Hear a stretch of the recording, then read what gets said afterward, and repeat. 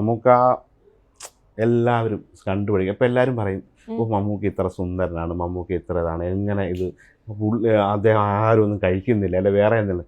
ഞാൻ അദ്ദേഹത്തെ പച്ചയായിട്ടിരുന്ന് ഭക്ഷണം കഴിക്കുന്നുണ്ട്, പക്ഷേ അളവ് വളരെ കുറച്ച്, വളരെ രുചിയുള്ള ഭക്ഷണം എത്ര കൂടുതലാണ് അദ്ദേഹത്തിന് അറിയാം. വേണമെങ്കിൽ ഒരു പിടി ചോറൂടെ കഴിക്കാം, ഇത്തിരി ചോറെടുക്കും, നല്ല കറികളൊക്കെ കൂട്ടി. ചെമ്മീൻ കറിയൊക്കെ ഭയങ്കര ഇഷ്ടമാണ്, ഞണ്ട് ഇറച്ചി, ഞണ്ടൊക്കെ പൊട്ടിച്ച് അതിൻ്റെ ഷെല്ലൊക്കെ മാറ്റി കൊടുത്താൽ പുള്ളിക്ക് ഭയങ്കര സന്തോഷമാണ് ഇറച്ചിയായിട്ടൊക്കെ. അപ്പോൾ അതൊക്കെ കഴിക്കും.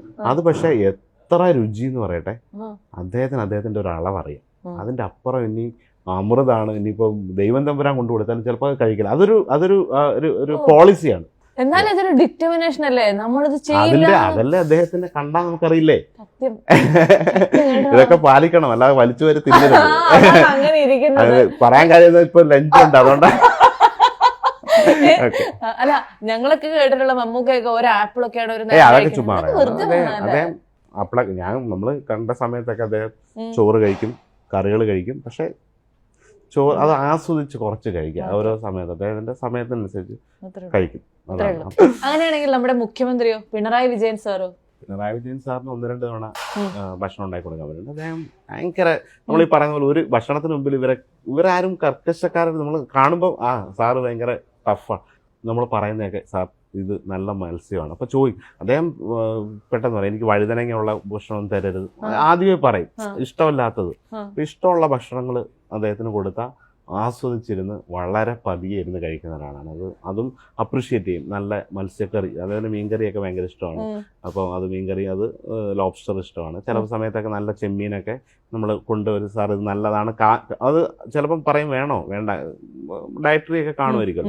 ഇത് നല്ല മത്സ്യമാണ്, ഫ്രഷാണ്, ഇന്ന കായലിൽ നിന്നൊക്കെ എന്ന് പറഞ്ഞാൽ എങ്കിൽ ഒന്ന് ട്രൈ ചെയ്യാം എന്ന് പറഞ്ഞൊക്കെ കഴിക്കും. മമ്മൂക്കയുടെ അളവാണ് കറക്റ്റ് അളവിൽ ആവശ്യമുള്ളത് മാത്രം കഴിക്കുന്നത്.